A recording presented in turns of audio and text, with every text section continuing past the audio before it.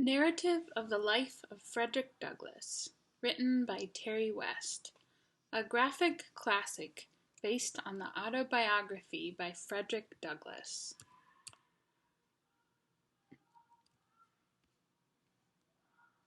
Introduction. This book tells the true story of a man's life. Frederick Douglass grew up in slavery. For 20 years, he worked on other people's farms.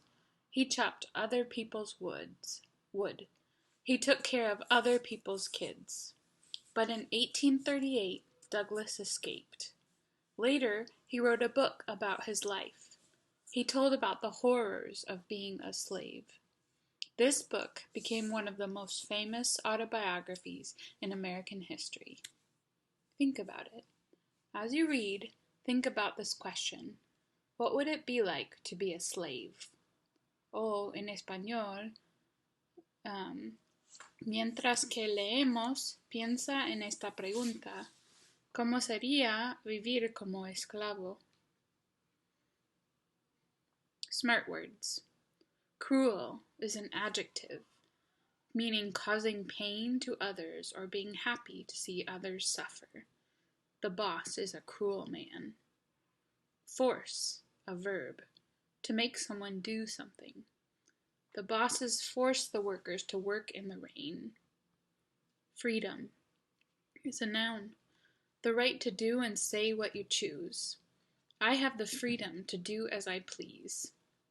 Illegal is an adjective, against the law. It is illegal to park by a fire hydrant. 5. Refuse is a verb, to say you will not do or accept something. I refuse to do what you tell me. Slavery, a noun, the practice of owning people as property. Slavery has been against the law in the United States since 1865. I was born in Maryland. I barely knew my mother. Her owner took me from her when I was a baby. I'm not even sure how old I am. Hand over that baby.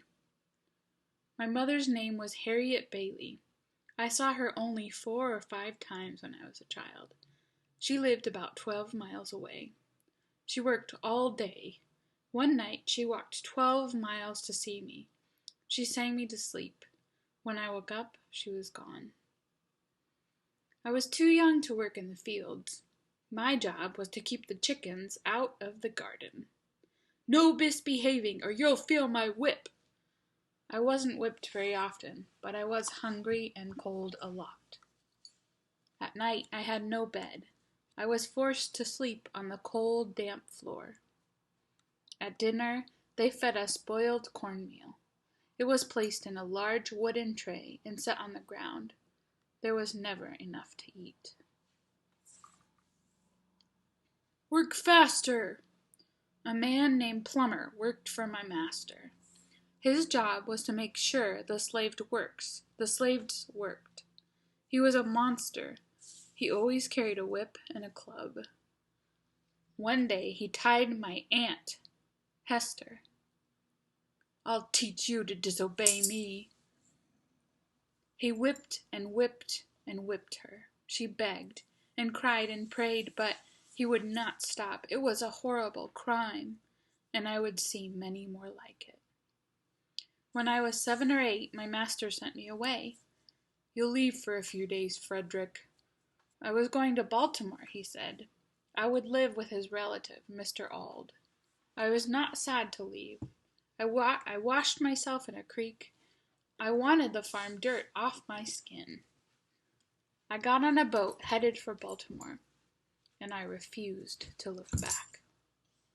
Mr. and Mrs. Auld met me at the door. Their little son Thomas was with them. My job was to look after him. Welcome to our home, Frederick.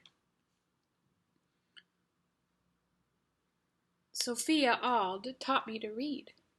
Soon you will be reading this story to me. She had never had a slave before. I was shocked by her kindness. You cannot teach a slave to read. It's dangerous and illegal. One day Mr. Auld found out what was going on. He told his wife to stop teaching me. If you teach Frederick how to read, he will feel he's equal to us. He will be unhappy. He will think he shouldn't be a slave. And he'll spread those ideas to other slaves. Ald's words sank deeply into my heart. How I understood the way to freedom. Now I understood the way to freedom. I had to learn to read. Owning a slave changed Mrs. Auld. Her heart turned to stone. If she saw me reading a newspaper, she would snatch it from my hands. How often must I tell you, you must not read? But I could not be stopped. I made friends with poor white boys on the street. I brought them bread, and they helped me to learn. Watch me, Frederick. This is how you spell house.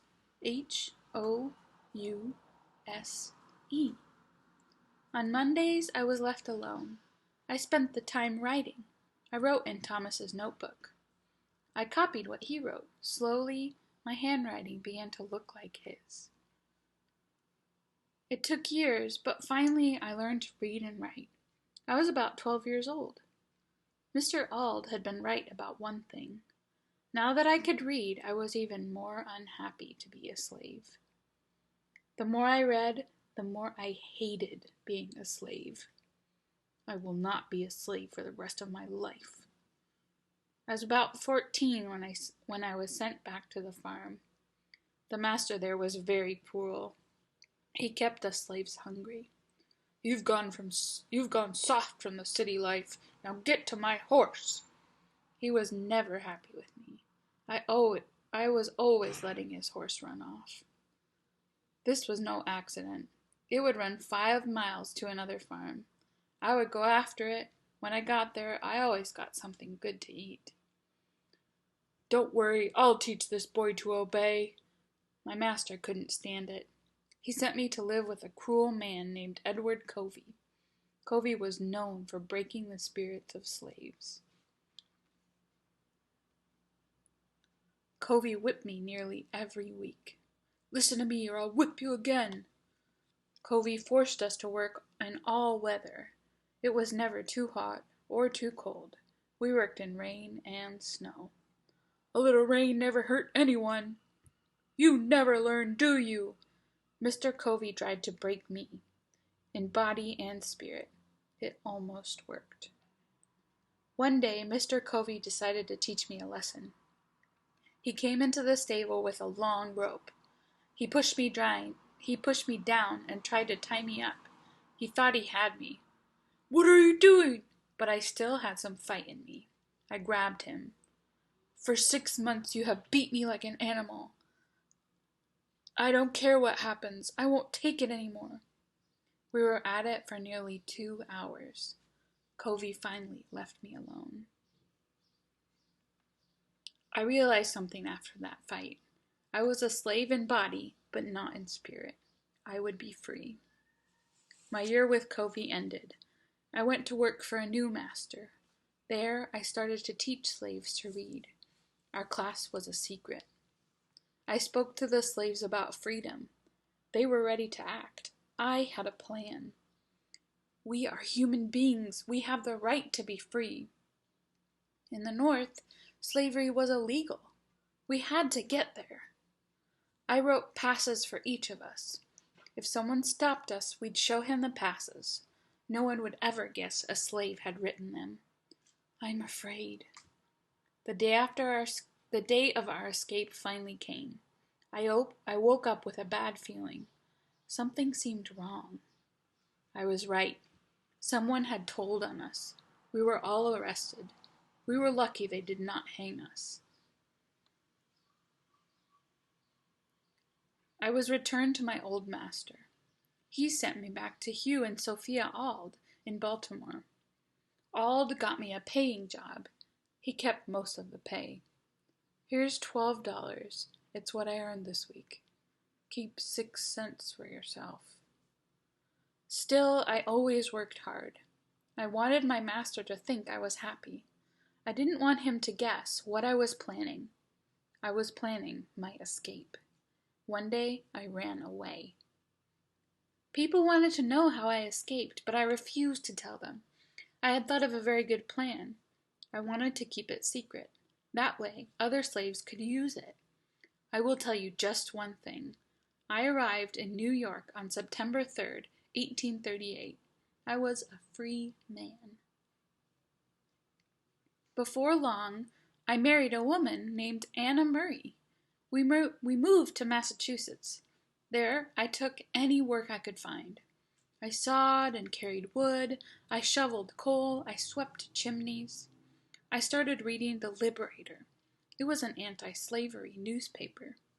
The paper filled me with joy. It set my soul on fire. Soon I wanted to do my part to end slavery. I was nervous at first, but I knew I had to tell my story. So I began to speak at anti-slavery meetings. The North must stand up against slavery. It is not God, but man who has made slavery. We must destroy slavery. I have worked for many people ever since.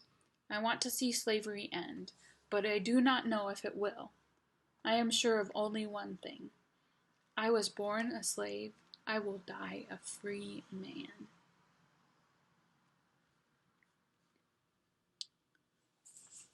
Think, talk, write. How would you describe Frederick Douglass? Explain. Use these sentence starters to talk or write about your answer. Frederick Douglass was. I think this because. Reread. Look for the answers to these questions. How did Frederick learn to read? Why did knowing how to read make Frederick more unhappy to be a slave?